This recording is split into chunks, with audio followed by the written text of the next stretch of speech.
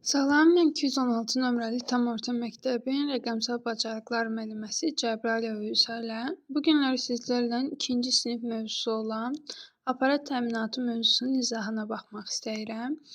İlk öncə mövzunun izahına keçməmişdən öncə bu günə qədər keçirilən dərslərin təkrarına baxaq. Qarşımıza belə bir sual çıxır. Sizcə informatika otağında təhlükəsizlik qaydaları üçün nə etmək lazımdır? Gəlin yadımıza salaq ki, informatika otağında hansı təhlükəsizlik qaydaları var idi? İnformatika otağında biz bilirik ki, qaçmaq olmazdı. Yaş əllə kompüterin avadanlıqlarına toxunmaq olmazdı. Yemək yemək, su içmək, kompüter qarşısında düzgün əyləşmək lazım idi. Kompüterin naqillərinə toxunmaq olmazdı. Sonra gəlin indi informasiyanın nə olduğuna baxaq. Biz bilirik ki, informasiya ətraf aləmdən aldığımız bütün məlumatlar idi. Bir də təkrar edək. İnformasiya ətraf aləmdən aldığımız bütün məlumatlardır. Sonra növbəti dərsimiz informasiyanın növləri idi. Biz informasiyanı hansı formada qəbul edirdik? Hansı duyğu üzvlərimiz vasitəsilə qəbul edirdik? Gəlin burada yazılan payız şeirini oxuyaq. Saralır göy yarpaqlar, soyuyur budaqlar. Sanki bağçalar, bağlar, deyirlər payız gəlir.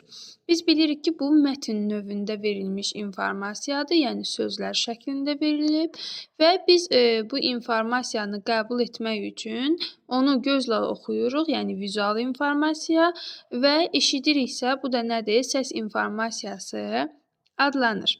Sonra informasiya ilə işin növləri var idi. Yəni biz informasiya proseslərini keçmişdik.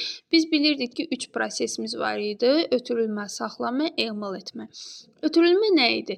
Ötürülmə əgər biz hər hansı bir bizə kimsə nəsə məlumat oxuyurdusa, məlumat deyirdisə, bu olurdu ötürülmə. Məsəl üçün şeiri oxumaq və yaxud da müəllimin dərsi izah etməsi.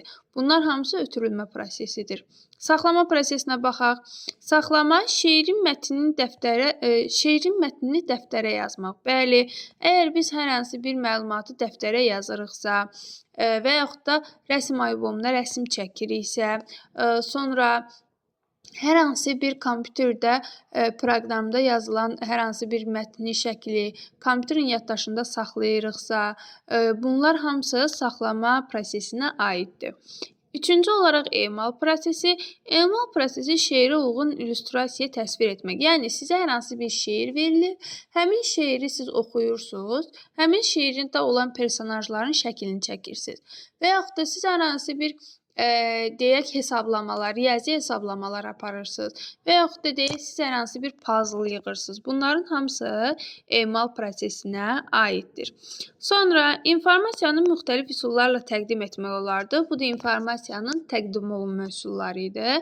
Biz bilirdik ki, informasiyanı cədvəl formasında, baxın, birinci şəkildə göstərilən cədvəl formasında, sonra diaqramlar formasında və sxemlər formasında göstərə bilirdik.